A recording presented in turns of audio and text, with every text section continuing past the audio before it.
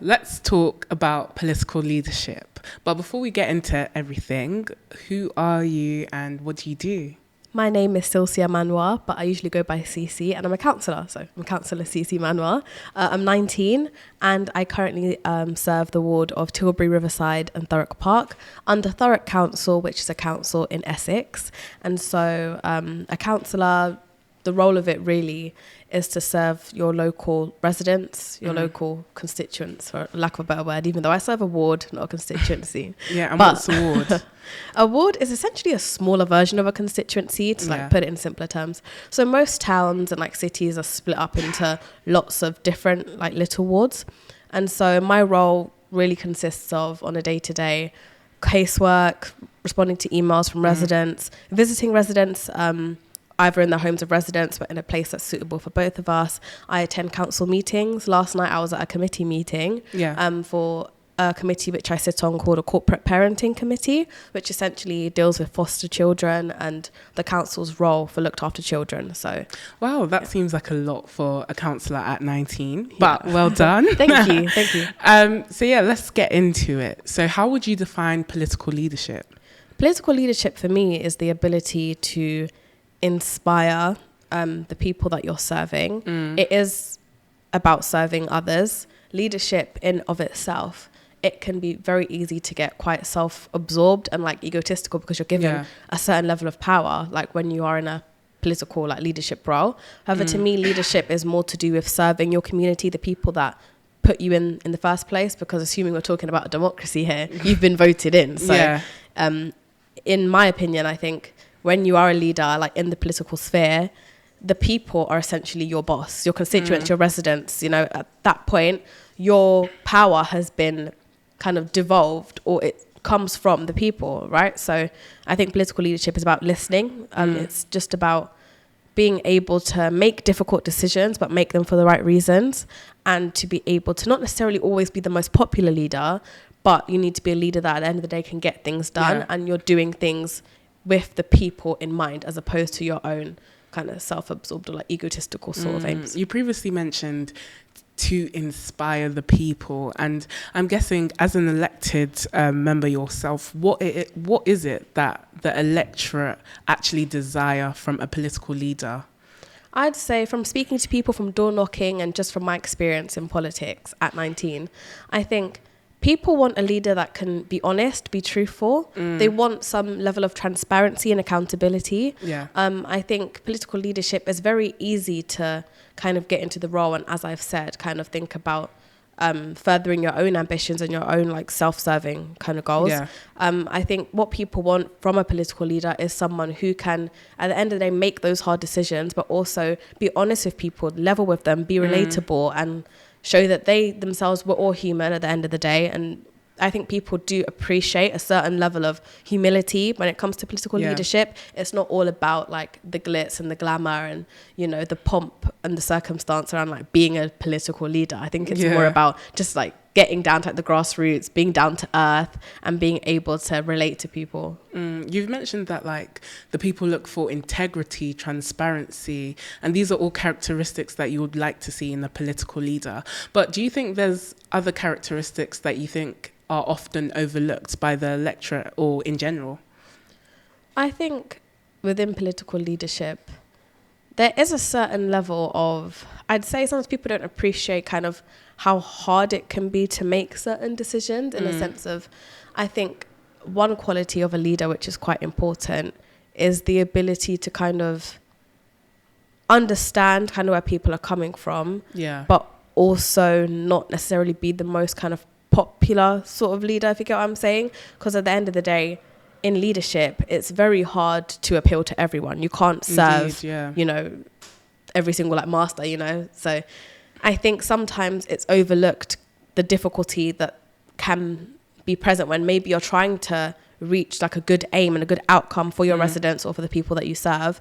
However, it means that sometimes you're having to take decisions which don't always seem the most straightforward or the ones that people want. I think in leadership, even on the national level, on the local level, even internationally, a lot of leaders, some of the things that they do is really just to serve public demand and kind of what people want in like almost like in a populist sort of sense, as opposed to actually working to serve the betterment and the well-being of their citizens. Because some decisions will be easier to make, however, they might not necessarily be the best like for the country. That's so true. I feel like from what you've said, there seems to be, at least from what I can see, there may be conflict between like serving the nation but also serving your constituency, and how like interests of the nation may not be necessarily interests of your constituency. So do you think that as a political leader yourself in some capacity that you find yourself in that conflicting nature of you trying to serve your constituency to the best of your ability, but it may not necessarily, the decisions that you're doing to serve them may not necessarily be the best thing holistically? I'd say in terms of like my position, because I think it also depends the level of which you are like within like government. So because like I'm a councillor and the people I deal with are just really people in my ward, like those are the people I directly kind of serve anyway. However, when you're a councillor, you are serving everybody like in the borough, which can sometimes overlap with constituency, but not necessarily. So like the lingo to do with it can be a bit confusing, but like just in terms of the people that I serve in my ward, I'd say for the most part I've been lucky in a sense of all the decisions that I feel like I have made do serve the residents and also serve like the wider sort of picture. And so sometimes you are going to have to like make a sacrifice because, you know, with the national sort of picture, with austerity measures and cuts to public services, you know, some people may argue, okay, now's not the time to be like increasing spending in certain areas. This is the time we need to cut down, you know, and there should be a certain level of like fiscal restraint. However, for me, if key sort of areas are being underlooked that may not necessarily fall under like essential services, so for instance like youth centres, for instance libraries, some of these things are not necessarily seen as essential provisions by like local government and by councils, but to me I just see them as so important and like fundamental for like the functioning of a healthy council and borough that I will advocate for it, even if maybe from like an economics or standpoint or some other avenue, someone might look at it and be like, no, this isn't the time to be doing this, because I think there has to be a trade-off at the end of the day. And I think trade-offs are made higher up in the chain, especially in the national picture, where people in power, they're making trade-offs that benefit people in a more affluent position. So for instance, Rishi Sunak recently cut taxes on champagne, but whilst they're doing that, they're also the same people saying we are having to close down train station booths and offices. They're kind of endorsing that because, yeah, like for whatever reasons they want to put forward. So it's like cuts are being made and it's quite obvious that they're hitting working people the hardest. So I do take that in politics, you have to make difficult decisions. However, I think it's important to also acknowledge the fact that the people in power currently, I say the Conservative government like as a whole, they don't really care about the cuts that are impacting working people. They'd rather cut our services than, you know, stop the subsidies to maybe big corporations or like wealthy sort of people. Yeah, so just bringing it back towards like characteristics that we want to see in political leadership. You mentioned that the people, they want to see certain characteristics, but I guess political leadership in itself is quite subjective. And, you know, you can't please the whole electorate, let's say. So do you think it's actually a challenge that there's no objective metric in measuring political leadership? Or is that something to be, is that a surplus, I guess, within this conversation? I think it is a challenge, but I don't necessarily think it's a bad thing, because at the end of the day, if there was some sort of like objective metric as to like how a political leader should rule, it doesn't really allow for the flexibility that is necessary to navigate like changing times. And especially as times evolve and the needs of people change and they differ, it's important to see, okay, this situation is going to be demanding of a certain level of X, Y, and Z. Like, for instance, the COVID-19 pandemic, things like that. That's something that no one could have ever really imagined would happen, and yet it did. So that kind of required a certain skill set from leaders. They had to maybe change the traditional way of doing things in order to serve the needs of now, like the current sort of situations. So I do think that not having like a strict set of kind of rules of this is what political leadership should be, I see it as more of a positive than a negative. However, I do see the downfalls in that, of course, it is relative to each individual. Indeed, and it might be serving the interests of some, but not all. Okay, that's fair enough. I guess I see it as a surplus now, to be fair, in terms of like, I feel that it actually limits the capacity of political leaders when they do become those figures and representatives, to be fair. So yeah, who would you suggest as an example of someone you believe embodies political leadership? I'd say Zara Sultana, MP. She is the MP for Coventry South. She's a Labour MP. She's 29. I think she's really, really cool what she's doing in terms of being a young person in politics, because especially on the national level, like in Westminster, there is like a sincere lack of like younger representation. And I think that's a problem, because at the end of the day, you know, our electorate spans from the age of 18, probably going to people in their 90s, you know. So when you look at like the makeup of Westminster and you see kind of the demographic and the age, it's just quite disappointing. So for her, she inspires me because I think she embodies that integrity, which I was speaking about earlier, in terms of she supports a lot of trade union work.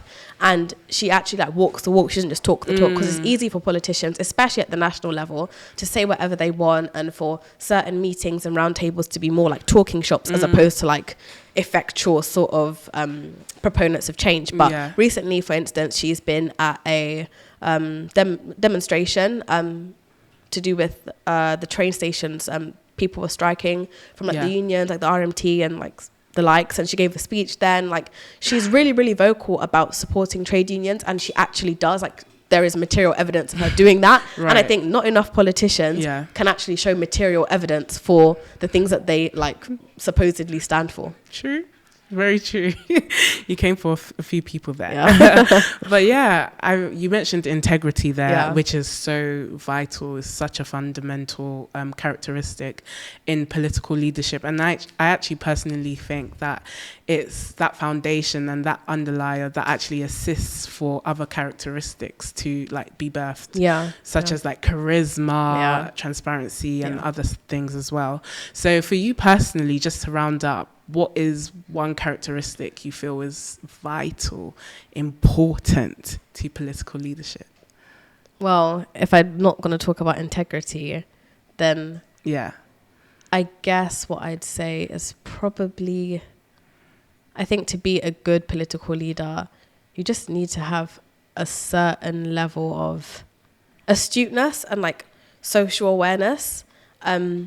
I think to be a political leader, it's kind of vital that you are self-assured in yourself. That's good. And so if I'm honest, I think I'd round that all up into confidence, because you need confidence to know, okay, I'm going to listen to people. Like in this instance, I need to kind of sit down. You need to know when to take a step back and be like, I'm confident that the skill set that I have might not be like suited, best geared for like this situation. Let me sort of either delegate or sit back and listen. Okay, see, what's the best way for me to take this forward? But you also need the confidence to say, no, like, I know what I'm doing. Like, I need to go ahead and do it. And I think that's important, because you have to be careful as a leader to not just kind of bend with the wind and like kind of whatever the people say, you just kind of go along with it. You need a certain level of principle and stamina. Like, you need to stand in your points. You need to kind of, to a certain extent, goes back to integrity. But okay, these are the principles that I stand on.